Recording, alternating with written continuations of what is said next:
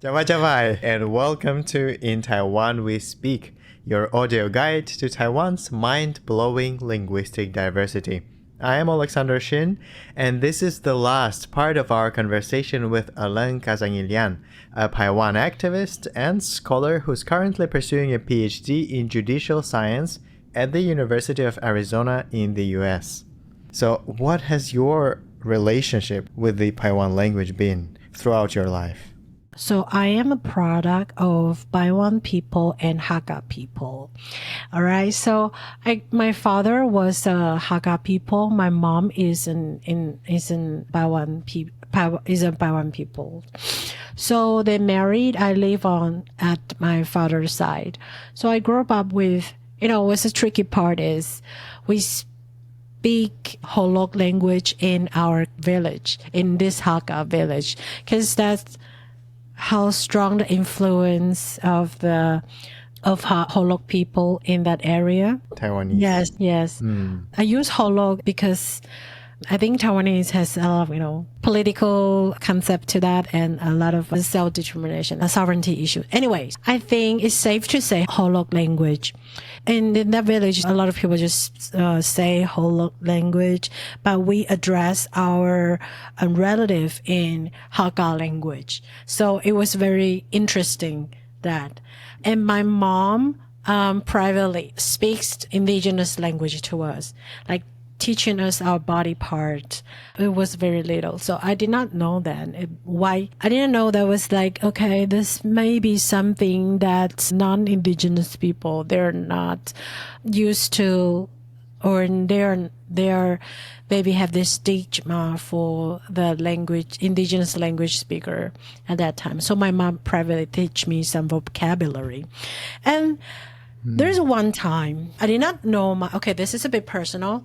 So when I was little, I did not grow up as a Paiwan people legally and maybe a little bit culturally because I was immersed in the Hakka / Holok culture. But one day after the class in my elementary school, I asked my mom, are we? Because we in the class, in the history class, we learned this historical incident happened. This battle between Paiwan people and Japanese people happens in the area nearby. So I was curious and asked my mom, are we indigenous people? I was like, it was so interesting and for me, and I want to find out. And my mom said, yeah, of course, you're Paiwan people. I was like, what?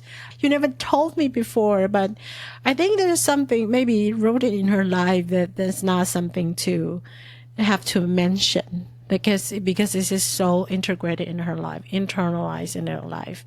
There's one time I went to because my mom's parents, they passed away before I born. So my great auntie, she was like my grandmother figure.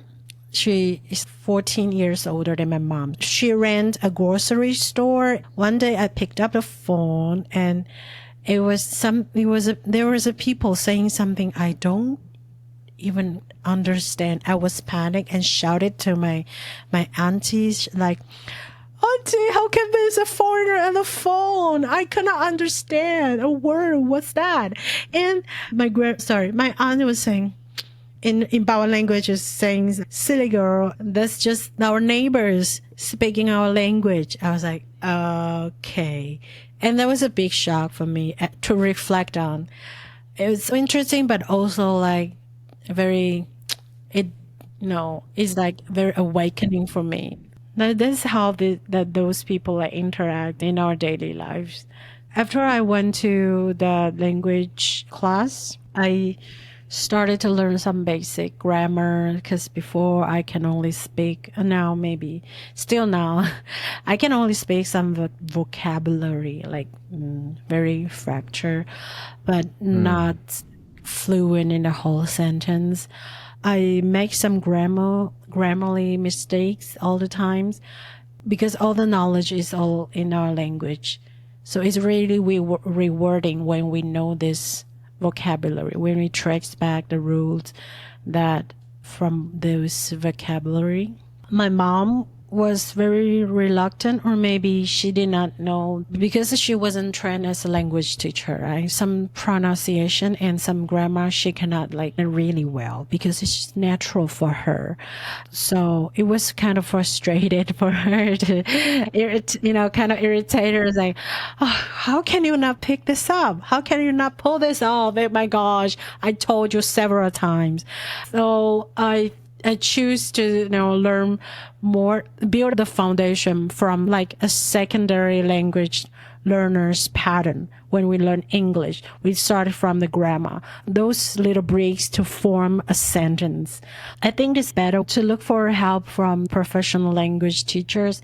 Then you can have this dialogue as a daily conversation with your parents. Maybe that would be better. And and you'll not be like, you won't be traumatized or like feeling sorry that you take a lot of time because they're already exhausting afterwards. So Yeah. but I'm not saying that my mother is not willing to teach me that. It's just at an organized and well-structured learning, the language teaching, it takes time to train a teacher. But still, from time to time, I ask for my mother for favor, like how to say this, or did I say it right? Please correct me. In that way, she can better point out your issues and what you're like misunderstand. So yeah. And so for those facing this issue like me, when we're seeking the help for our parents, but our parents are already exhausted and don't have the time to teach us, don't be discouraged. And there are a lot of resources out there online. And also, if you're in Taiwan, you're much privileged to access those resources. So yeah, I'm still navigating through this language learning process. It reminds me of my own, actually, because I grew up in Ukraine, but we only spoke Russian at home because my parents are third generation Soviet Koreans. So they and their parents were forced to speak Russian. But we still had some words for, let's say, relatives. We used Korean words for some food items. For pillows, we had two words, for big pillows, we would use the Russian word, and for the small pillow, we would use the Korean word because it looks more Asian. Yes, that could take away your identity and the link to your culture. That's really toxic. How this colonial concept, like, gradually go into your mind. And then now we can only speak colonial language. We lose the concept and thoughts of our native languages. That's a really big threat. That's why we have to regain this ability to speak our own language. That is sad, but it's true. One very famous Ukrainian poet, she said, nations die not from heart attacks. First, they go mute.